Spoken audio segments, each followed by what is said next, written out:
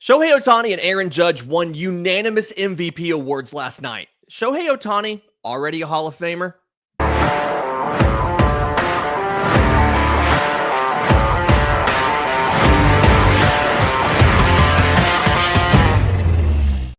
Yes, welcome on in to First Pitch for Friday, November 22nd. Your source of news, notes, and updates on Major League Baseball. I'm your host, Lindsay Crosby. Follow me on Twitter at Crosby Baseball. He's Troy Brock, Troy B Baseball on the Twitter machine. And Troy, I want to get to tonight's Nontender Deadline. I want to get to some of the weird down ballot results in both MVP races.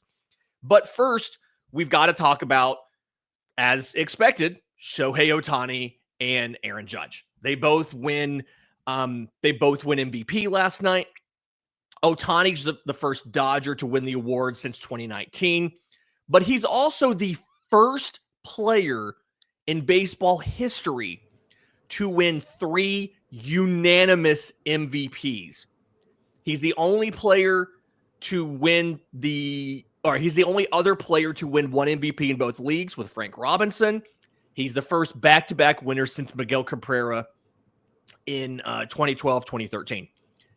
If Shohei Ohtani were to get hit by a bus tomorrow, because sometimes if you pass away, there's a little bit of a different sense here. If Shohei Ohtani were to retire tomorrow and never play Major League Baseball again, is he a Hall of Famer? I think there's definitely a case for it because of just what he's been able to do on both sides of the ball with offense and pitching, and with the 3 MVPs, and it's insane what he's been able to do. So I think there is definitely a case for him being a Hall of Famer if he were to turn around and retire tomorrow. Yeah, I mean, this is something where this is in essence the absolute, like, I'm trying to think of the best way to word this. This is that peak versus longevity argument, right?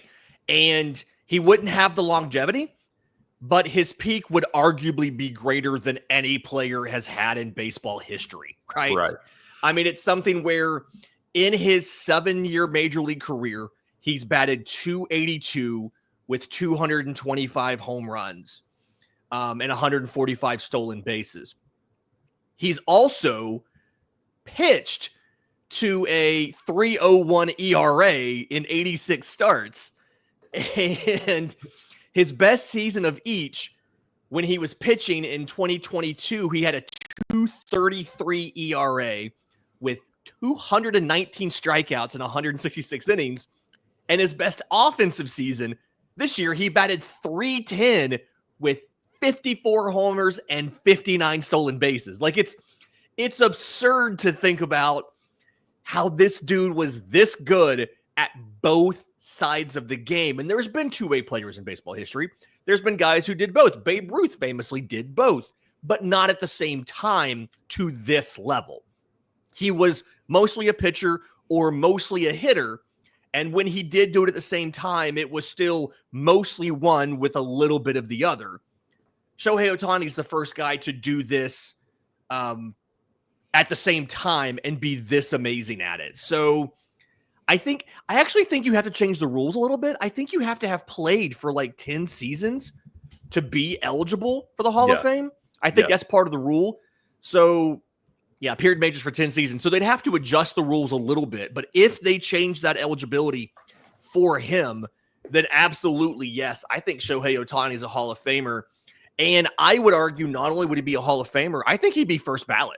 I think there would be so many voters, especially with a lot of the new voters coming into place next year, a lot of internet writers who will gain eligibility next year. There's been a different understanding of the game among that cohort compared to a lot of the traditional newspaper people. And I think just he's been so good. The peak's been so amazingly high, they would overlook the longevity, provided the eligibility rules were changed to make him eligible. But yeah, and plus just all of the eyeballs that he's put on the sport. If he were to retire today, Rob Manfred would still be the commissioner, and Rob Manfred would 100% change the eligibility rules just to get Shohei in. Because I don't know if he can. Isn't it the Baseball Hall of Fame sets the rules, not the commissioner. Either way, whoever's in charge would like MLB would push to get the rules changed. And I think you're right on that. I'm sorry, you're right on that. That's the big takeaway here. Right, and it would bring even more eyeballs to the game, and more eyeballs would go to the physical Hall of Fame to go see Shohei Ohtani in just his plaque. So, would the question now is, would he go in with an Angels cap or a Dodgers cap if he were to retire today? If he were to retire today, I feel like it would be an Angels cap. I think if he wins one more, although he did win a World Series, if he wins one more MVP in LA, which could absolutely happen, I think it's at best it's a blank cap. And despite having only been there a couple seasons, I think if he wins another MVP in LA, you look at 2 MVPs and a World Series compared to 2 MVPs and not sniffing the playoffs in LA, I think it'd be a blank cap in the next season or two. Or the next MVP award in LA makes it a blank cap, which is just wild to think about. In the American League, I'm going to take a little bit of a different tack with this one, right? Okay. Aaron Judge was the unanimous MVP. All 30 voters had him number 1. Bobby Witt was the unanimous number 2. And Juan Soto, not unanimous, I think, but he got all but 9 votes for third place. So Aaron Judge now has 2 career MVPs, 2022 and 2024. But with the lack of success that Aaron Judge has had in the postseason, and the fact he plays for a franchise that has such a rich postseason history, he isn't necessary. He's not necessarily done. If he wants to be a Yankees legend, he has to win a championship, right? I think yes, especially in the minds of some of the bleacher creatures and folks of that nature, just because of their pedigree. I mean, you look around Twitter and you see people that are our age are a little older on Twitter, and they're complaining about the people that are younger than them that have never seen the Yankees win a World Series on Twitter and stuff like that. And so I think that yes, in that asset, he would need to win a World Series in order to cement his legacy as a Yankee. But as far as his legacy in baseball, I think it's kind of along the same lines as the Michael Jordan and LeBron James debate. Not as far as Aaron Judge is the best player in the history of baseball, but as far as legacy goes, because if you look at Michael Jordan and LeBron James and you break it down, Michael Jordan had a whole team around him that helped him in all of his quests for the championships. He had Scottie Pippen, he had Dennis Rodman, and among others. And yes, LeBron James had a couple of players here and there on his super teams, but on some of his championships, like his first championship with the Cleveland Cavaliers, he did not. And this is not a basketball podcast, so I'm going to get back to baseball now. But Aaron Judge doesn't really have that great of a team around him consistently. This is the first time he's made the World Series. And so as far as the legacy in all of baseball goes, you have to look at it from that standpoint, that he doesn't have the team around him to really be capable of winning a World Series. And even this year, you can argue that they only made the World Series because of just how weak the American League was. Yeah. I think I'm going to split the difference a little bit on this, and I think he'd be viewed differently in New York had he been exceptional in the postseason and they just still hadn't necessarily made it. Yep. He has a career 205 batting average in 58 postseason games. He's hit 16 home runs, which over a full season of postseason play would translate to somewhere between I think close to a 40 homer season if he played 162 postseason games, but he's only batting 205. And this is a guy with the regular season 288 batting average, and who in his 2 MVP years put up batting averages over 300. And I think that for the Yankees, for an organization that has seen so many players play amazingly in October, the Yankees fans and probably a little bit of baseball fans too would still knock Aaron Judge. It's like, yeah, the team around him wasn't great, but he also didn't step up and do anything in October. I say anything. I mean, he has 16 home runs, but again, batting 205, his 768 OPS is like 250 points below his career average of 1.010. So I kind of feel like you're in the middle here where Yankees fans know they don't put him in. They probably don't rank him properly in the echelon of Yankees greats because the lack of postseason success. But I think regular MLB fans would also lean a little more that direction simply because he hasn't done anything in the postseason. Like LeBron, to use your analogy, won the championship because he single-handedly willed them to a championship. Now, it's a lot harder in baseball to do that, but it's a lot easier to make the argument that you were let down by your team when you bat better than 205 in the postseason. So for your career. So I think I'm going to kind of split the difference a little. I think you're right. I'm just going to split the difference a little bit on that simply because he's just not really shown up. And if you look at players in the league right now who need to win a World Series for their legacy, I think Aaron Judge is probably number one on that list simply because he's accomplished so much. I mean, he rookie of the year, 2 MVPs. He has 2 other top 5 finishes, but yet he's never really performed in the postseason. I think he had one series against Boston where he went like 6-16 with a couple homers in like 2018. But other than that, he's never really produced in any extended series in the postseason. And so I think he just has to do it, or else he's going to be looked at differently than probably any other player in the league, which is not fair to him, but that's where we are, I think. No, I agree with you that he has not had the success in the postseason, but I also think that a lot of that could be him pressing because outside of this year when he had Juan Soto, he didn't have anything, real help, and so he's pressing and he's facing better pitching like we talked about yesterday. So when you're pressing, you're already going to be worse than you normally are, and then you're facing better pitching on top of it. Mm-hmm. So there's a lot of things that go into it, and that's insane. I didn't realize his career OPS was over 1,000. Yes, his career OPS after this season is I think what made the difference, because he put up a 1.159. Yeah, and this is the 3rd season he's been a 1. something. But I think this was the one that pushed him above a career 1,000 OPS, which is just nuts. Hashtag better than Jeter. Oh, that'll get the comments rolling in. Hey, if you're a Yankees fan and you agree or disagree with Troy, leave a comment down below. Let us know how you feel. I'm right there with y'all. I'm a Cowboys fan, so Yankees, Cowboys, same thing. That's gross. Sticking in the American League here, looking at the down ballot votes, I feel like both of these, there were some interesting results in the down ballot voting for both awards.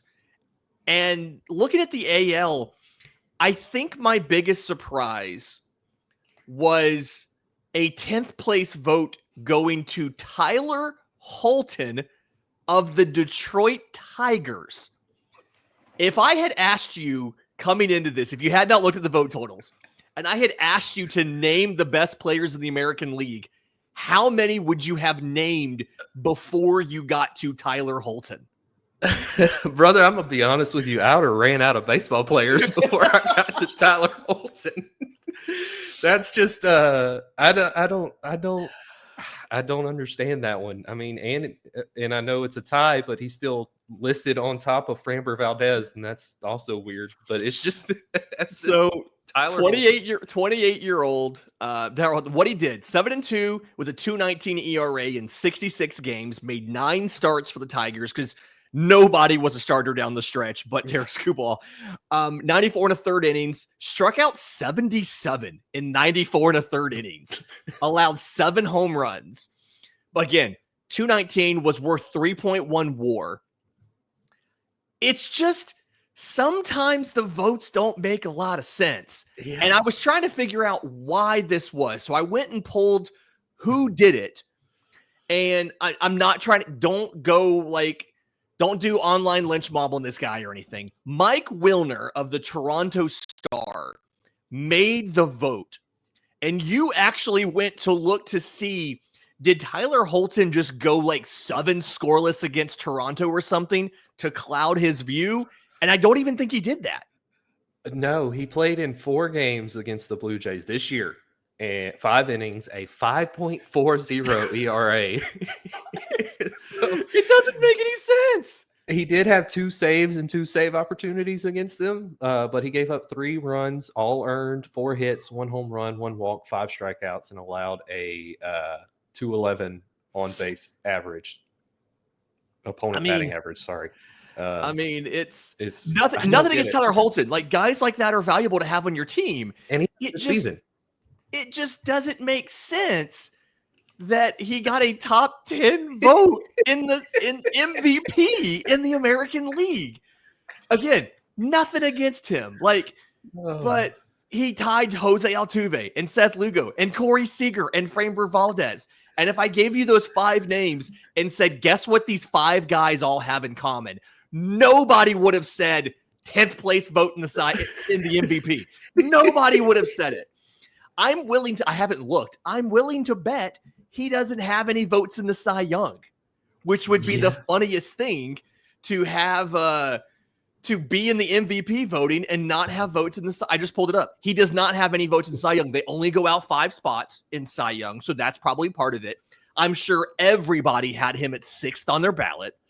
Absolutely. But there's other guys who got Cy Young votes who weren't on here at all.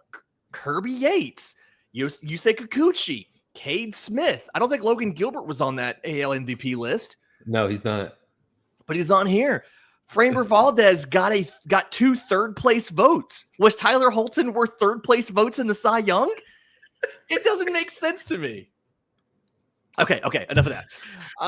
We're going to move on from the AL to the National League. There's some other weird stuff in here, too. Let's be completely honest. I think the biggest takeaway for me in this voting, Francisco Lindor, 23 of the 30 second-place votes. Chris Sale got a second-place vote. Marcell Ozuna got a second-place vote. Neither one of those were Braves writers before anybody says that they were. None of those were Braves writers. Akiyuki Shiriashi of the Kyoto News, a voter for LA, picked Chris Sale second. Jorge Ebro of El Nueve Herald, a Miami voter, picked Marcell Ozuna second. The Braves guys didn't do that. The Atlanta guys didn't do that. Now, one of them had Francisco Lindor at 3rd instead of 2nd, but I just find it really interesting. The big takeaway for me in this voting is Paul Skeens ran away with the MVP in the National League. Jackson Merrill was well behind him. But in the MVP voting, Paul Skeens got exactly 1 vote. He got an 8th, I think it's an 8th place. Yeah, an 8th place vote. Jackson Merrill finished in 9th. He got 5th place votes, 6th place, 7th place, 8th place, 9th place, and 10th place. How does it make sense that Skeens is Rookie of the Year, but is that far behind Jackson Merrill in the MVP voting? The way I looked at this is they actually kind of just separated the two as far as who was the more valuable player to their team and who was the best rookie, period, regardless of their workload over the year. And in that regard, you can make the case that, yes, Paul Skeens was the best rookie in the National League this year, while Jackson Merrill was more valuable to his team because he played the whole season. He debuted on opening day and he played the whole season as a position player. And so as far as where those votes lie, as far as where those votes lie, that's the way I looked at it. So I think it can kind of make sense if you look at it from that light. If you look at it from a different light, I can also understand why it's kind of crazy that Skeens won the Rookie of the Year but only got 1 8th place vote. Yeah, it's kind of odd. Getting back to Francisco Lindor for a second too. I find it really interesting, the dichotomy here. Mets fans are frustrated that Lindor had the season he did while Shohei had the season he did because they felt like Francisco Lindor in a normal season should have been the MVP. There's a lot of opposing fans, and I think Diamondbacks fans are the biggest part of this because of what Ketel Marte did, but a lot of opposing fans that feel like Francisco Lindor shouldn't have been as high as second. How good was Francisco Lindor this year? Is this driven by defense? Is this driven by just the value to his team, like you mentioned with the Jackson Merrill thing, calling that players only meeting in late May that they credited for their turnaround, pushing them to the postseason, all that stuff? Like why is there the discrepancy in Mets fans and non-Mets fans on the value of Francisco Lindor? So the Mets fans watch him every day, and he is valuable to their team, and he is their best player. He was this year, and he generally is every year. And there's no taking away from what he did this year, production wise on offense and defense, and what he did for the team behind closed doors with that players only meeting and so on and so forth. But when you dive into the stats, there's really not a good case for Lindor to be the second place finisher in the National League MVP vote. I think that, especially with a designated hitter winning the National League MVP unanimously, I think that Marcell Ozuna has a better case, even with the struggles in the last month of the season. The power outage, yeah. I think he has a better case for finishing in the top three than Francisco Lindor, because they're rewarding Lindor after he had 2 bad seasons to start the year and then finish the year off strong. But if you look at the stats and where he lands in the rankings in WAR, in just straight up WAR on Baseball Reference, he finished 3rd in WAR behind Ohtani and Matt Chapman of the San Francisco Giants. And let's see, OPS, he finished 9th in the National League in OPS behind Ohtani, Marte, Ozuna, Bryce Harper, Mookie Betts, Freddie Freeman, Kyle Schwarber, Seiya Suzuki, and then Francisco Lindor. He was 6th in slugging. He was not in the top 10 in on-base percentage. Runs scored, he was 4th. Hits, he was 6th. Total bases, he was 3rd. 22 total bases behind Ozuna. I mean, you could just go on and on with him being far down the list or in the middle of the list for the top 10, or him just not being in the top 10 at all. But I think that it is more they looked at his overall value to the team, and again, as well as the popularity aspect of it that we've talked about all week, because all you've heard ever since the players only meeting and the emergence of Grimace is Francisco Lindor is having an MVP season. And when you look at it, he didn't have an entire season that was MVP worthy. And that is a thing that I've been banging the drum on, is when you look at an MVP, it needs to be as much of a whole season as possible. I don't think Cody Bellinger should have won the 2018 MVP. I think that should have went to Christian Yelich, because Cody Bellinger had 2 good months that were fantastic and some of the best 2 months in baseball. The rest of the year, he was league average at best. And this year, Francisco Lindor was good, and there's no denying that he was good, but I don't think he was a top 3 finisher in the National League MVP race. Yeah, and it's not definitive, obviously, but it feels like probably half of the non-Lindor votes for second place came from people in the division, right? Like an Atlanta voter. You look at this, a Miami voter had Marcell Ozuna at second. A Philly voter had Ketel Marte at second. It kind of feels like the teams that saw him the most for some reason didn't agree. But I think this ends up being one of those, he was among the league's leaders in most categories, right? He was like a lot of those categories, not all, a lot of the categories you mentioned, he was top 10 in different stuff. He didn't lead the league in anything, but he kind of feels like he fits that definition of the all-around baseball player. And then it's the question of how well do you value that? And obviously a lot of the old school voters value those guys who try to post every day, which Lindor had that back injury, but try to post every day, go out there and they can play defense well. They can hit offensively. They're clutch. They have the leadership, the intangibles, all that good stuff. I guess that's the best way to explain it, but it is a little bit interesting. And some of these votes just come out to be kind of funny. Elliot de la Cruz got 4 fourth place votes. And it's just, I think he's the first player in this list that is for a team that actually didn't do that well this year. And it's kind of feels like, it wasn't a great season for the Reds. And yet they had one of their guys finished in the top of the MVP voting. And I think that's one, a sign of the game evolving a little bit. We didn't used to always see that. Right. But I just find that interesting there.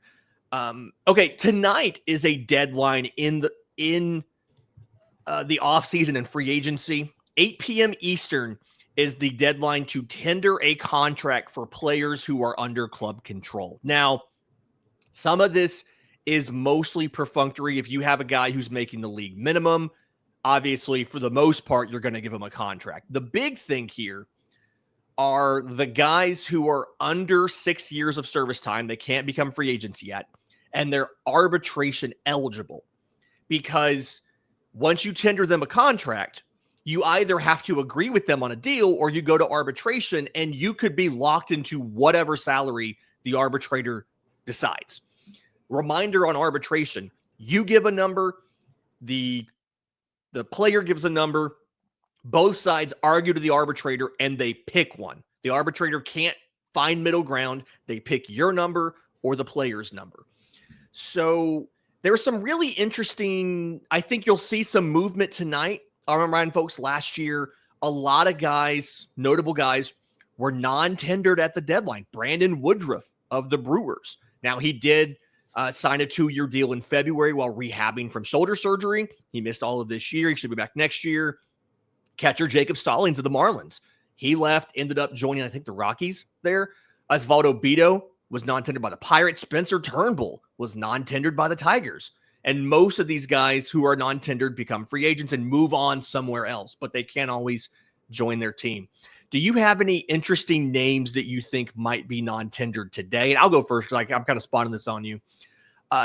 Dylan Carlson was traded to the Rays, and he ended up this year 563 OPS. The last 3 seasons, he's combined at a 225 batting average and an 84 OPS plus.